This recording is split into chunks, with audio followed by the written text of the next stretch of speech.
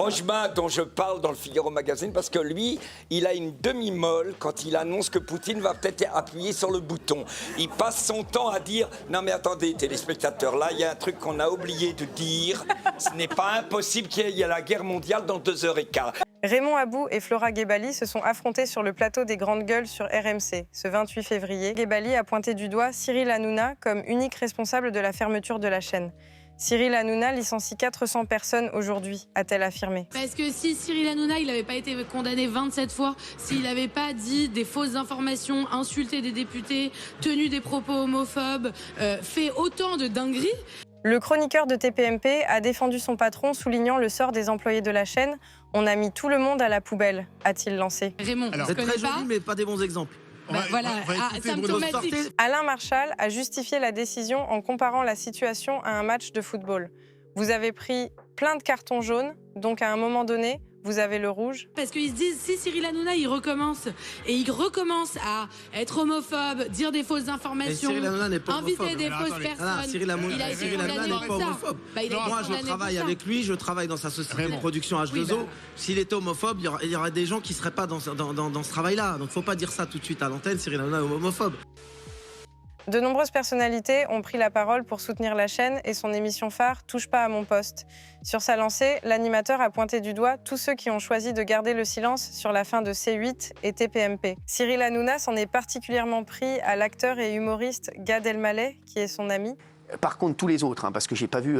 Et Omar Sy qui tweet toute la journée depuis Los Angeles. Même j'ai un pote qui s'appelle Gad Elmaleh, je l'ai pas vu tweeter. Excusez-moi. Voilà, j'aime bien Gad, j'adore Gad. C'est même pas la peine qu'il m'appelle d'ailleurs. Hein. Voilà, parce que je vais les envoyer chier et ils vont se faire insulter bêtement. Donc ils ne m'appellent pas. Alors qu'Olivier d'Artigol devait réagir à les propos polémiques de Jean-Michel Apathy, qui a comparé les crimes nazis à Oradour-sur-Glane avec les crimes de guerre en Algérie, Pascal Praud a voulu le couper lorsqu'il revenait sur les massacres en Algérie, dont 10% de la population avait été assassinée à l'époque d'après les estimations. En tout cas, il y a des villages entiers qui y sont passés. Je vais donner la parole. Le 8 mai, je termine juste. C'est insupportable. Allez-y. En fait. Bon, mais si c'est insupportable, je quitte le plateau. Mais à peine ces mots prononcés, l'avocat Gilles William Goldnadel a manifesté son mécontentement, n'appréciant visiblement pas que ce sujet soit évoqué. Après avoir critiqué la comparaison faite par le chroniqueur de RTL, Olivier d'Artigol a voulu réagir aux propos de ce dernier sur la colonisation française en 1830.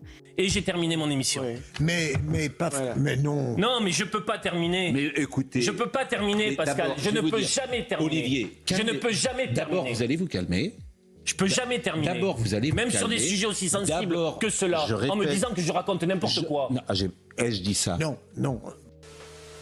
Après avoir pointé du doigt, mercredi soir, l'absence de soutien de son ami Gad Elmaleh dans cette période trouble, Cyril Hanouna en a remis une couche jeudi soir sur ses amis qui l'ont déçu.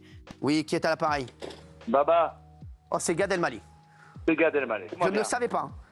Eh ben, j'espère que tu ne le savais pas. Écoute-moi bien et tu vas te calmer.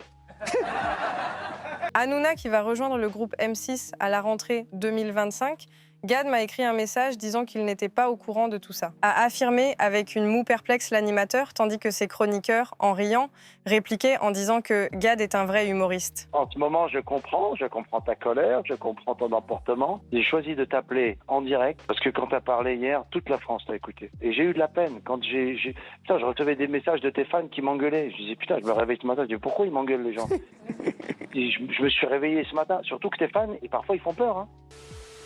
Ce mercredi 26 février, ce sont Michel Offray et Benjamin Duhamel qui ont eu un échange tendu, alors que le polémiste estimait que la France n'était plus un pays de liberté d'expression, en prenant notamment en exemple la décision de l'Arcom de ne pas renouveler la fréquence TNT de C8. Il ne s'agit pas de liberté d'expression, il s'agit de règles. Quand des règles ne sont pas respectées, on peut les contester. Oui, mais il y a des décisions, quand vous grillez un feu 35 fois ou quand vous faites des excès de vitesse, à la fin vous êtes sanctionné. Par la suite, Benjamin Duhamel a rappelé les nombreux avertissements de l'Arcom à l'égard de C8, en prenant en exemple la fois où Cyril Hanouna a invité de faux policiers de la Brave M ou encore le débat sur la torture en Russie. C'est les téléspectateurs qui font des signalements. C'est les téléspectateurs qui font des signalements. N'importe quel téléspectateur. Vous en avez fait, vous, déjà, des Non, moi, j'en ai pas fait. Oui, moi non plus. Il y a des gens dont c'est le métier. Moi, je fais l'objet parfois de signalements. Pas de quoi convaincre Michel Offray, qui lui a rétorqué « j'ai bien compris », mais c'est quand même étonnant que certaines émissions soient écoutées par une dizaine de personnes et d'autres jamais par personne. C'est quand même étonnant que les signalements soient toujours faits par les mêmes personnes, avec les mêmes sujets, sur les mêmes questions. Alors je veux bien, là vous avez parlé de Cyril Hanouna, je vois bien qu'il s'agit de faire exploser Cyril Hanouna. Non, c'était juste des exploser. faits. Comme par hasard, c'est l'exemple que vous m'avez donné. Ouais. Mais je dis simplement que on punit des gens. On punit des gens. Pour être précis. Vous avez parlé des policiers. Des policiers. Voilà. Donc, enfin, tout le monde aura bien compris. L'ex-directeur du Nouvel Observateur, Laurent Geoffrin, aussi un ancien de CNews, où il était régulièrement invité à débattre, a quitté le navire en 2023. En cause, le remaniement forcé du JDD qui s'est opéré sous la houlette du même actionnaire qui détient la chaîne, Vivendi ou Vincent Bolloré. Toutes les arguties propagandistes des zélateurs de la droite dure n'y changeront rien. L'Arcom et le Conseil d'État ont eu 100 fois de raison de retirer sa fréquence à la chaîne de Cyril Hanouna. Anciennement directeur de Libération et du Nouvel Observateur, l'ex-chroniqueur de Pascal Praud a donné son avis sur la fermeture de C8. Certains peuvent dire qu'il se réjouit même de cette décision. L'avoir reçu comme nous l'avons reçu et lire ça, vous savez ce que je me suis dit ? Je suis bien naïf, effectivement. Parce que ces gens-là, je termine, ami, ces gens-là, ils veulent nous tuer. Oui. Et c'est là que je suis bien naïf. Parce que moi, je veux pas tuer Monsieur Geoffrin. Il ne nous supporte pas. Non, je crois que c'est... Les hostilités avaient commencé dès l'accueil sur le perron de la Maison-Blanche. « Mesdames et messieurs, il s'est mis sur son 31 », s'exclame Donald Trump en voyant Volodymyr Zelensky sortir d'une berline noire. Why don't you wear a suit? You're at the highest level in this country's office and you refuse to wear a suit. Just want to see if you own a suit? Yeah, problems. Vendredi, en début d'après-midi, la réunion à la Maison-Blanche entre Donald Trump, son vice-président J.D. Vance et Volodymyr Zelensky a pris fin après un clash mémorable, rediffusé en direct à la télévision. À la suite de cette rupture publique, le président ukrainien a tourné les talons et quitté l'aile ouest sans un mot pour les médias. De quelle diplomatie parlez-vous avec lui ? Monsieur Zelensky, franchement, vous nous manquez de respect à venir ici à la Maison-Blanche. Vous devriez remercier le président Trump qui tente de mettre fin au conflit. Selon CBS, le conseiller à la sécurité nationale Mike Waltz et le secrétaire d'État Marco Rubio ont rejoint la délégation ukrainienne dans la pièce où le président ukrainien venait de se replier pour lui dire de partir. Le président ukrainien aurait tenté d'arranger les choses et de proposer un nouveau départ, mais il a essuyé un refus offensé. Vous n'avez pas les cartes en main. Avec nous, vous les avez. Mais là, vous jouez avec la vie de millions de gens. Vous jouez avec la Troisième Guerre mondiale. L'eurodéputée de la France insoumise Rima Hassan a estimé sur Sud Radio que le Hamas a une action légitime du point de vue du droit international. Le ministre de l'Intérieur, Bruno Retailleau, a assuré jeudi avoir signalé à la procureure de la République de Paris ces propos qui relèvent de l'apologie du terrorisme. Moi, je parle la langue du droit international. Le Hamas a une action légitime du point de vue du droit international. La question du droit international, c'est une boussole. Tout le monde doit se tenir à cette boussole. La légitimité de la lutte armée dans un contexte de colonisation, elle est extrêmement claire.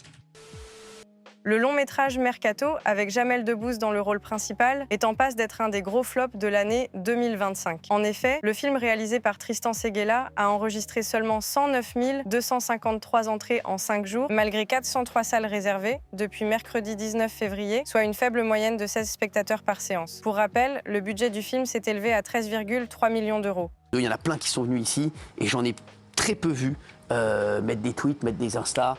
Même, je vous dis la vérité, même Jamel, que j'aime beaucoup, Jamel, mais Jamel, j'ai vu encore chez Quotidien la semaine dernière. Il n'est pas venu faire sa promo ici pour son film. D'ailleurs, il devrait se poser les bonnes questions. Peut-être que les chiffres, c'est aussi pour ça.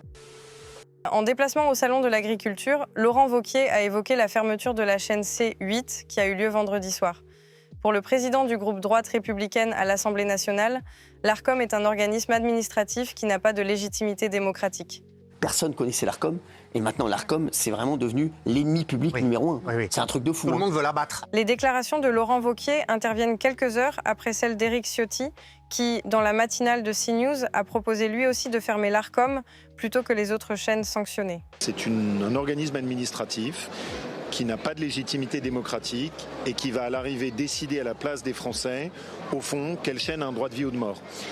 Et on ne m'empêchera pas de penser que derrière ça, évidemment, il y a un arrière-plan idéologique.